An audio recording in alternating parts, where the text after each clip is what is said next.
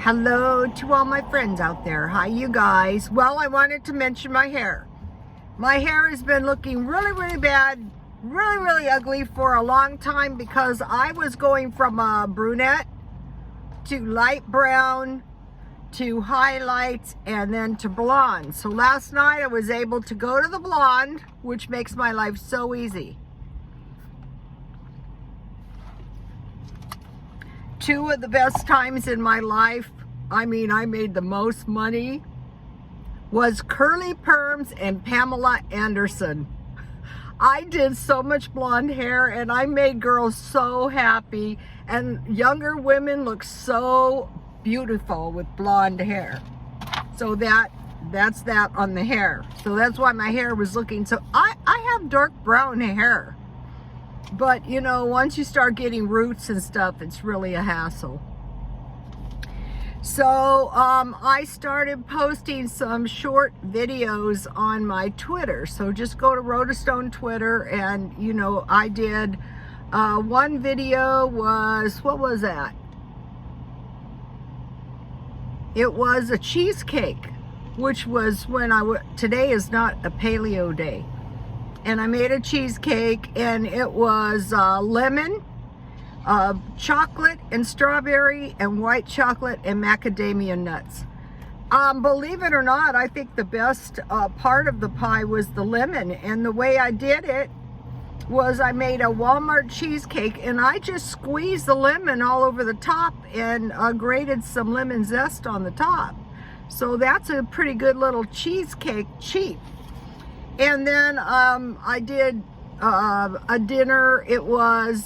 I haven't been posting videos of dinners on YouTube because, you know, the paleo diet is, not only is it ruining my life, you know, but I made some roasted chicken and I put some Korean barbecue sauce. So I put that on there. So check out my Twitter, and I'm revamping my Instagram, and every once in a while I'll hear one of the YouTubers say, I'm dropping all my social media. I will never drop Twitter. I love my Twitter followers.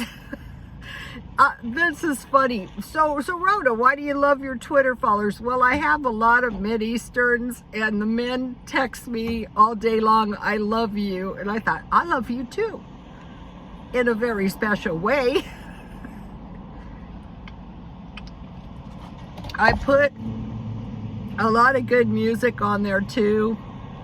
Right now, I try to have around 26 or 30 posts. Right now, I have Eric Clapton's new song. I think I have an Allman Brothers song. So that's the Twitter news. I find the paleo diet very hard to stay on. And I go out of control when I'm on it, and I cheat like crazy. And I think that is because when you're trying to go off dairy, bread, and sweets, it is a problem. I mean, there's no excuse for the problem on the paleo because you can just eat like a carnivore on the paleo diet. But the weight is starting to come off, and the diet makes me feel pretty much horrible.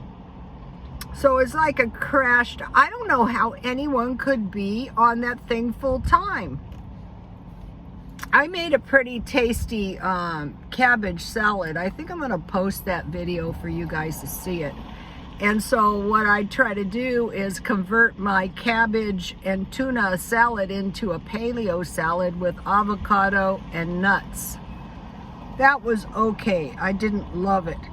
So it occurred to me, too many money stretching items are cabbage, because you can make, you know, fried cabbage.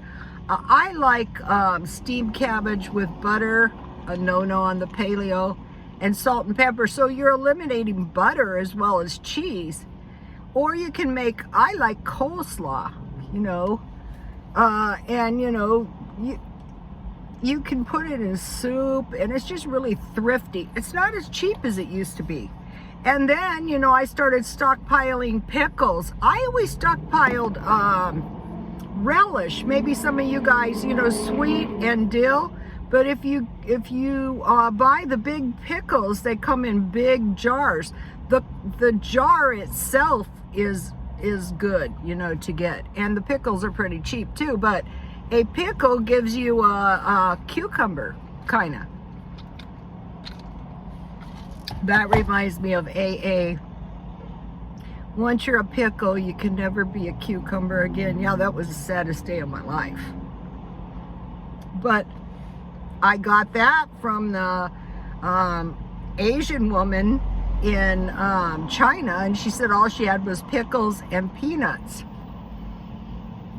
But, you know, if you did have pickles and peanuts, that's kind of like protein of sorts and a vegetable, so things could be worse.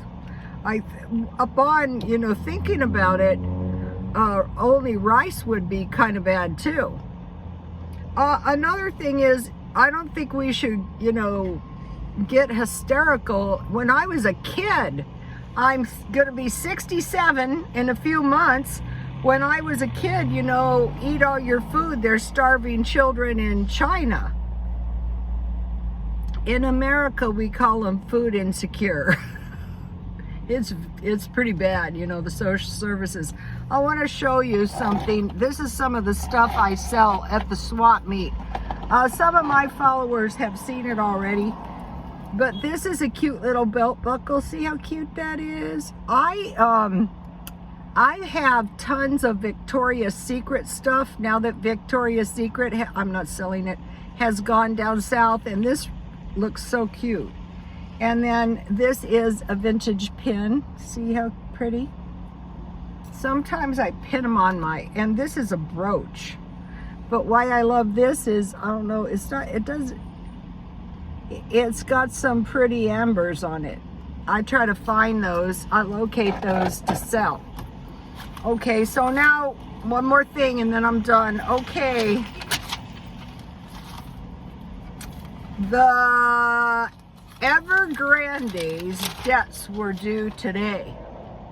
And so I looked to see if they came up with, they had, I think it was, how much was it? I think I wrote it, 100 million interest payment due today. Maybe that was their quarterly taxes. I know the quarterly taxes just ended.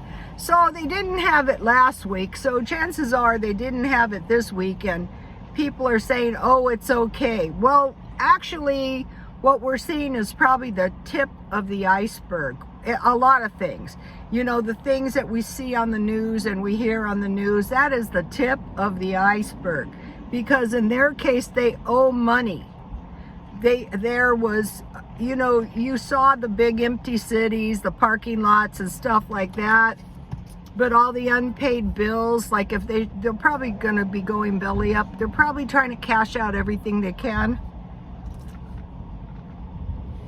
So it's like if we borrow a massive amount of money, eventually it's all going to spiral in a terrible thing, and we're going to default and go bankrupt. So back to the starving children in China, we're just going to worry about ourselves and try to keep our debt load in a manageable amount, but probably because the problem is the Evergrande could default on its debt because of a cash crunch. Okay, so basically, you know, being cash poor is very, very bad, especially if you have a lot of debt. So to counteract the coming, we're probably going to have some kind of retraction. What we want to do is hoard cash as much as we possibly can. That's what I'm doing. I've been through at least 2 of these bad recessions, and both times, the ones a long time ago, I didn't know any better. I was young, but I happened to have some cash, and that's how I bought this little house over here in Lakeside, because nobody had any cash. So we want to hoard cash. So the best way to hoard cash is just stop spending. So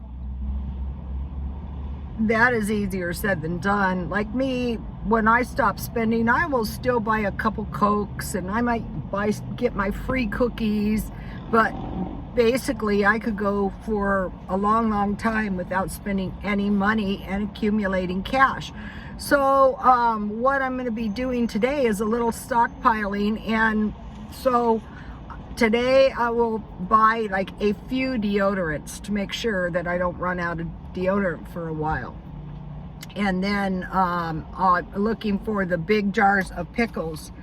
So one of the reasons, just real quick, why people have a hard time, you know, eliminating the debt and stopping spending is because they don't want to lower their standard of living, which is totally and completely understandable. Nobody wants to do that. So what we're going to do is we're going to look around and say, okay, how could I slash my spending without, you know, dramatically lowering my standard of living?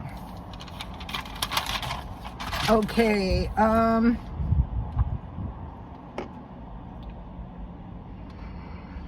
so I think the best thing we can do, I'm gonna end it here, but the best thing we can do is start accumulating as much cash as we possibly can.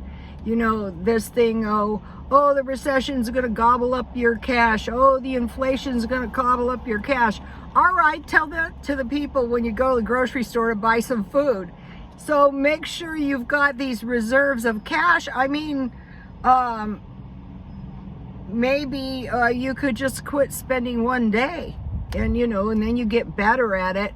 And or maybe you could just stockpile enough food for one day or one food item. Like the way I'm doing the stockpiling today is I'm looking for pickles, and I'm looking for deodorant.